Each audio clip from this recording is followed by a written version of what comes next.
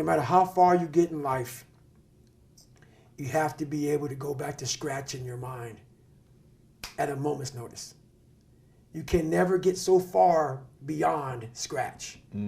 What that means is when you accomplish something in life, if you want to go back to scratch and go back to that $7 a month place where I once lived and visit that place for a long period of time, if you were here when you went back to scratch, you would now be here.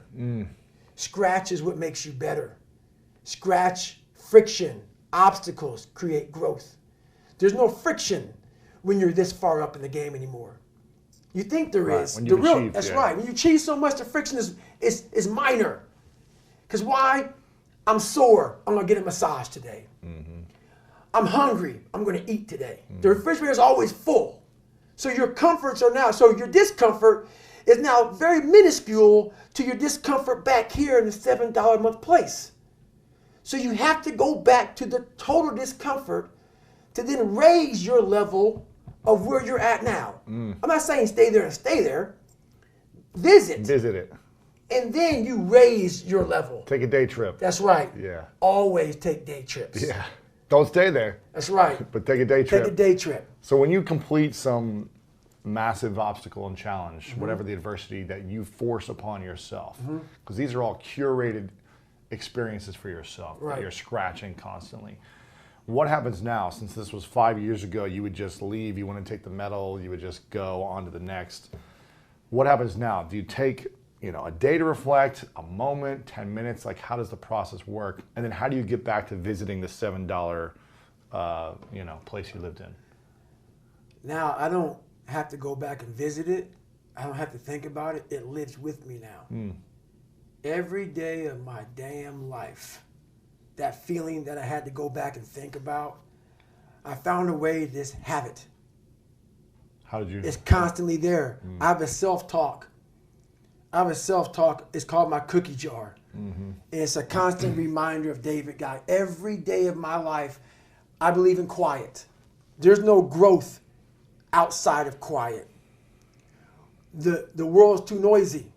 Your mind needs quiet for you to find who you are. People ask, what's my purpose?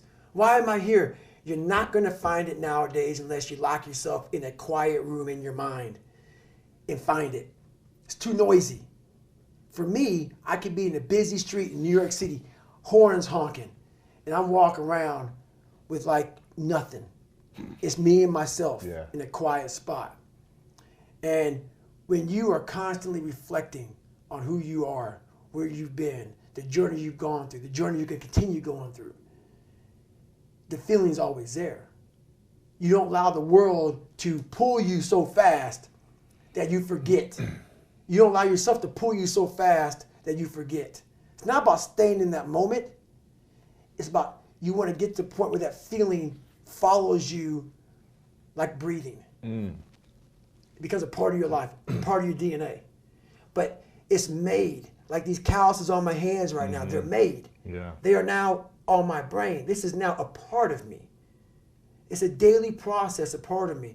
And how I go back to that $7 a month place all the time is now I go out and I dig fire line. I'm a wildland firefighter. I don't need to do it. I'm a 43-year-old man. I work with 27-year-old kids. I'm a rookie. Every day I'm a rookie, it feels like. And why do you do it? That's why I do it, man. Being a high-performance person is a full-time job. Michael's known me over 20 years. I'm like this when I wake up in the morning to brush my teeth. I'm like this when I brush my teeth before I go to sleep. I'm like this 24/7, 365, and I've been like this for the better part of 50 years. I'm always like this. I'm always pushing the edge of the envelope. And that's why, I'm an overnight success. I've been doing this, I've been coaching 25 and a half years, but all of a sudden I'm popular as hell, but I've been doing this for 50 years. I have the same habits today as I had 50 years ago. The exact same habits. But they're just ingrained in me. They're ingrained in me. And for those of you that have never been around the high-performance people like I just alluded to, the Warren Buffetts, Elon Musk, God rest his soul, Steve Jobs, who I happen to have known, they were like this 24/7, 365. It wasn't an act. Now, I know Michael's like this all the time, but he and I both know people that are considered gurus, that they have a stage face and they have their real face. They don't walk their talk. And part of being a high-performance person is walking your talk. Walking your talk. You know, the law of success is a pretty interesting concept. There's been books written on it, stories told on it. Lives have been spent looking for it. Let's understand that everything operates by law. The whole universe operates by law. The best definition of success I have ever heard was one that Earl Nightingale originated way back in 1959. He said, success is the progressive realization of a worthy ideal. Well, let's break that down for a moment. Success is the progressive, continually moving, progressive realization, constant awareness of a worthy ideal. An ideal is an idea that you have fallen in love with. An ideal is an idea that you're intellectually, emotionally, and physically involved with. An ideal is an idea that you've fallen in love with. Success is the progressive realization of a worthy ideal. So you don't ask, are you worthy of the idea? Are you worthy of the good? Is it worthy of you?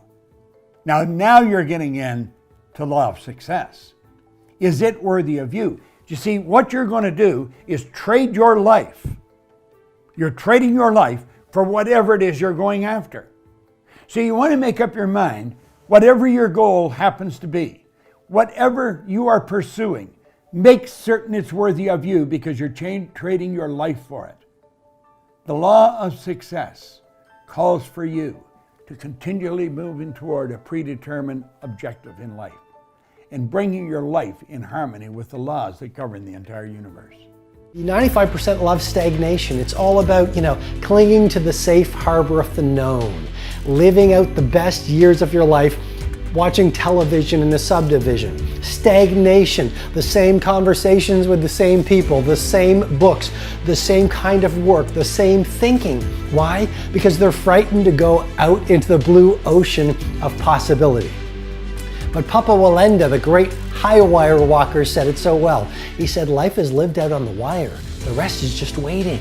Shift from stagnation to optimization so that everything you touch gets better, so the books you read get better, so the things you think get better, so your conversations get better, because if you're the smartest person in your social circle, today is the day to start a new social circle.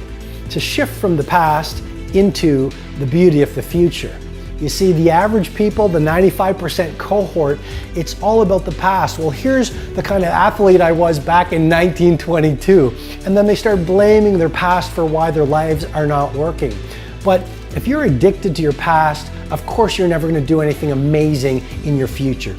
And the Game Changer is all about a bold and brave and gorgeous future, making every day better than yesterday, making the coming year better than last year, even if last year was the single best year of your life.